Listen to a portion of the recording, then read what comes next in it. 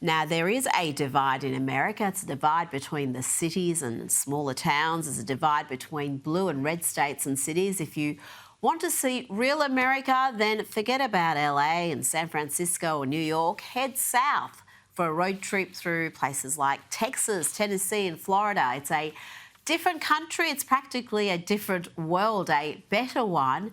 And that's why so many New Yorkers and Californians and other blue state dwellers are fleeing to the red states. And here, Florida Governor Ron DeSantis explains his foolproof political strategy. I actually do have a cheat code to be governor of Florida. I just look at what California and Illinois and New York, but particularly California, I look what they're doing, and I just do the opposite. And that works out very well. They allow homeless to take over major cities. We don't do that in Florida. They are a sanctuary state. They give illegal aliens benefits and invite them in. We do the opposite. But as Ron DeSantis explains, the lunacy and reckless leftist policies of blue states still impact the whole country. They issued a commercial driver's license to an illegal alien who didn't speak English, worked for a California company, and he ended up killing 3 people in Florida recently, and we're now holding him accountable. But their policies are not only been bad for California, they are spilling over into other states and has been very, very destructive. Joining me now is Newsweek Senior Editor-at-Large and Article 3 Project Senior Counsel Josh Hammer. Josh, you're one of the millions of Americans who in recent years has moved south, moved to a red state. Tell me about the two Americas and why you made the decision to move. Yeah, so Rita, I've actually lived in multiple of America's iconic red states. I've been in Florida now for 4 years. Actually, my Florida-versary is actually this very week. So I've been here for 4 years. I actually also did I did a 4-year stint in Texas as well. So I've actually lived a number of years now in America's 2 iconic red states. I was actually also born in New York State. I went to law school in Chicago, lived in Washington, D.C. So I've really seen both extremes. Rita, I can boil it down to I think a very simple dichotomy, which is that life is easy in red states. Life is harder in blue states. You are taxed more in blue states. You have to turn around behind your back when you're walking the urban streets in blue states because you don't know what kind of criminal or what kind of illegal alien is going to come there. I actually learned this the hard way yet again just a few years ago. I was taking my then girlfriend, now my wife, to Chicago. It was her first time ever visiting there. It was kind of a law school reunion thing for me. Her luxury purse was stolen in broad daylight in Streeterville, which is actually one of the most well-to-do neighborhoods in all of Chicago. This is not kind of South Side Chicago. This is not Southwest Chicago. This is not gang banging violence. This is like real kind of like wealthy inner city downtown Chicago. Like professors, academics live there. You know, and Washington, D.C., I mean, my goodness gracious, Rita, I've basically cut down my visits to D.C. in part, at least until Trump's cracked, and I was trying to limit my visits because it's just not as pleasant a place to be anymore there. But on the other side, when I was living in Greg Abbott's Texas, and certainly now in Ron DeSantis' Florida there, life is just a breeze there. I mean, the homeless situation there, we barely notice it here in South Florida. We obviously are taxed exceedingly low there. And government fundamentally is out to just make your life easier. That really, I think, is how I could sum up the difference. Life harder blue states, life easier red states. And by the way, the decennial U.S. Census shows very clearly that all sorts of people are doing exactly what I did. The major blue states, California, New York, Illinois, Connecticut, New Jersey, they're all hemorrhaging citizens. They're all flocking to Texas, Tennessee, Arizona, North Carolina, South Carolina, Florida, of course, as well there. So the stats don't lie, as they say as well. They don't, but sometimes they bring their politics, Josh, and I think you only have to look at Austin, Texas to see that because, I don't know, that doesn't feel like Texas anymore. Anytime I'm there, it feels a little bit California to me. You see the homelessness like you don't see in other parts of Texas. You see general decay and all sorts of other unpleasantness. Now, let's talk about the raid on the home of former National Security Advisor John Bolton. That would be this character. One doesn't have to be brilliant to attempt a coup. I disagree with that. As somebody who has helped plan coup d'etat, not here, but, you know, other places. Yeah, okay. Josh, tell me about this raid. It appears that it's not just over the classified information that may or may not be in his book or the classified documents he may have sent to family members. It may also be connected to any role he played in the Russian collusion hoax? Yeah, so first of all, Rita, I mean, what an amazing clip that was. I mean, this has been around for a few years, but John Bolton just literally saying, like, yeah, I've actually helped plan coup d'etats in other countries there. I have helped plan color revolutions there.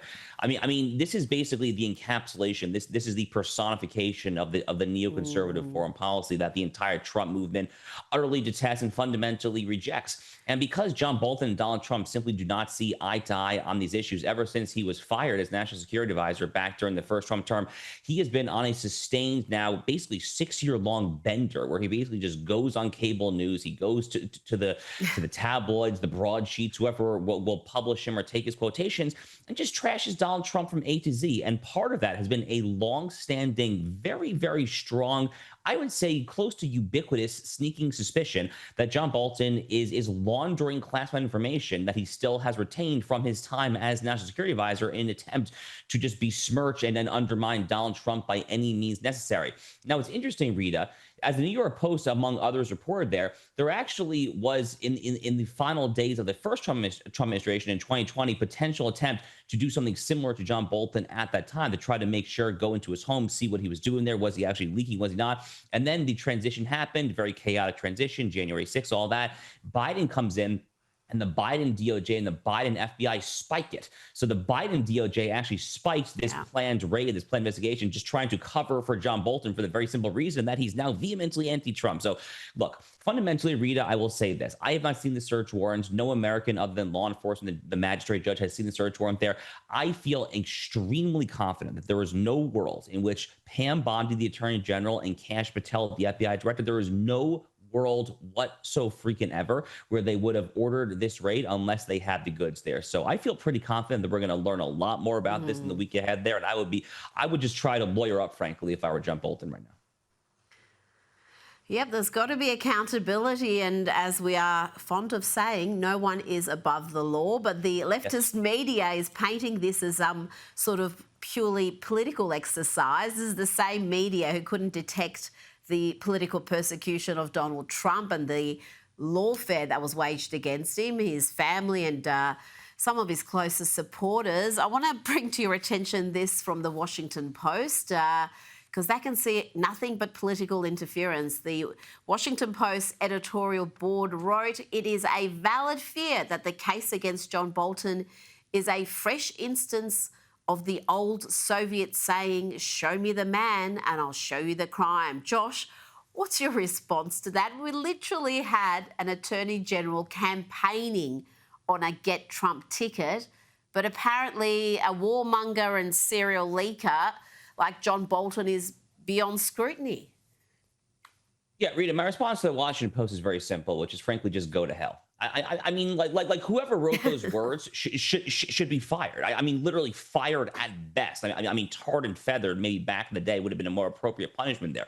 I mean, where the hell have you people been? I mean, as you accurately say, Tish James, the Attorney General of New York State, literally traversed the entire state of New York back in 2018, saying, if you elect me as Attorney General of your state, well, the nation's largest state, I will do whatever it takes by any means necessary to sue and to prosecute and to bankrupt Donald Trump and the Trump organization there. You know, back in English common law, we would have called this a bill of attainder, which is an illegitimate piece of legislation, or in this case, a campaign stump promise to just single out a named party and not a neutral thing there. But I mean, how about so-called special counsel Jack Smith? By the way, I call him so-called still to this day because he's actually not a legitimate special counsel. Hold that aside. You know, Merrick Garland, Jack Smith, are you kidding me right now? I mean, show me the man, I will find you the crime. Alvin Bragg in New York City, the Stormy Daniels, Michael Cohen suit, this stupid attempt to try to fabricate and alter the beginning of the tolling of the statute of limitations to account for this New York State corporate bookkeeping fraudulent crap from 2016. Give me a break, Rita. These people have no leg to stand on whatsoever. It is ludicrous. It is shameful. Unfortunately, it's par for the course for the Washington Compost these days. It is, and sadly, much of the coverage we're getting in this country follows that because they just basically regurgitate MSNBC talking points. Now, Donald Trump did have another huge win late last week with one of the lawfare cases against him collapsing. Josh, this was, again, another absurd case from the start. It was a political hit job carried out by Letitia James and a partisan New York judge. It was a judge-only trial, no jury. And Josh, New York Appeals Court last week dismissed the $500 million civil fraud penalty. Tell me about this, because this really threatened Donald Trump's empire. It could have bankrupted him. It would have impacted his children. It was, again, on its face absurd, but he was facing this $500 million payout. So, Rita, it's very easy to forget about all the various tentacles of the Democrat lawfare complex. So Jack Smith, the federal special counsel, had these two cases, one in Washington, D.C. for January 6th, one in Florida, that's the Mar-a-Lago classified documents. Then you had Fonnie Willis in Fulton County, Georgia. She was the local Georgia prosecutor doing a similar kind of January 6-ish related prosecution there. Then you had Alvin Bragg in New York City, who we were just talking about with Michael Cohen, Stormy Daniels, this stupid hush money payment thing. And then you had Tish James, the Attorney General of New York State, who filed technically a civil lawsuit, but kind of very much looks and feels like an act of prosecution there. And her basic theory of the case, if you could even call it a case, was that the Trump organization, through Donald Trump, Eric Trump, Donald Trump Jr., and the other executives and officers of the organization there, that they essentially kind of fibbed the numbers a little bit on their applications for bank loans in order to secure interest rates at a more favorable rate. First of all, I have news for Tish James. Literally every person I've ever spoken to who's done this has done something similar. There's apparently a pervasive practice to the point of ubiquity, and frankly, financial institutions expect it. But the more important point is this, Rita, which is that the Trump organization, whatever they were calling certain assets, whether they were subjectively appraised, one, we're talking here about investment banks like Deutsche Bank, bulge bracket investment banks. Do your own appraisal work, first of all. Second of all, more to the point, the most important point of all, they were happy to do business with the Trump organization. In fact, Deutsche Bank, the #1 financial institution intermediary that was at issue in this case there, Rita, they literally wanted to do more business with the Trump organization. There was no victim here. There was literally no victim. But that didn't stop Justice Arthur Engoron from slapping a $500 million approximately penalty there. So just completely Orwellian stuff. But by the way, this case, as a New York native, this case was not just about the Trump organization. If this penalty had stuck, Rita, that would have sent the most chilling signal imaginable to real estate, to investors, to venture capitalists. Why would you go start a business in New York State if the Attorney General can say that you are cooking the books a little bit, even though they want to give you a loan anyway, and then all of a sudden you're out $500 million. But unfortunately, with the seeming election coming very soon of Zohran Mamdani, I think New Yorkers are probably going to get it one way or the other, unfortunately. And the value that they have ascribed to Mar-a-Lago, again, absurd. I mean, from over here in Australia, I could look at similar properties that have got that sort of price, and you would not get at 1/100th of Mar-a-Lago for that price, let alone the whole thing. I mean, it was crazy. Now, we've got another company being accused of going woke, Josh, perhaps going broke. Well, if not broke, they've seen their share price plummet fairly dramatically. This is Cracker Barrel, and their share price dived over a rebrand. Tell me why this has so many people upset, and the manner in which woke is now becoming a risk factor. So, Rita, Cracker Barrel is an iconic Southern restaurant chain here in the United States. I know this well because I live in Texas, as I said. I also went to university in North Carolina. In North Carolina, Tennessee, South Carolina. This is like Cracker Barrel USA. So I know a thing or two about Cracker Barrel. Cracker Barrel is an iconic Southern restaurant there with an iconic logo that is frequented by predominantly Southern people who go for the food and also the decor. You walk into a Cracker Barrel, it's filled with all sorts of Americana and kind of hunting memorabilia and things like that. So in comes this new woke CEO, and she really is woke. I literally looked at this woman's face, and my very first reaction is, why is she not co-hosting an MSNBC show with Rachel Maddow? I mean, this woman fundamentally belongs either on MSNBC or in the Harvard Kennedy School faculty lounge. She has no business whatsoever running a business that predominantly caters to Southern Americans there. And the giveaway, Rita, is that the CEO, when she unveiled this policy to get rid of the old iconic logo and bring in this this kind of neutered, watered down crap, whatever this is. She did that announcement, not in Nashville, Tennessee, not in Raleigh, Durham, North Carolina, in New York City. Do you know how many Cracker Barrel restaurants are in New York City? 0. There is literally not a single Cracker Barrel restaurant in New York City there. So that gives away the whole game there. She's trying to appease just the wokerati and not her actual own customers. Unfortunately, just like Bud Light, Target, all these other companies there, she's going to learn that the customer is always right. The customers are going to make her pay for this, I think. Josh Hammer, thank you so much for your time tonight. Thank you, Rita.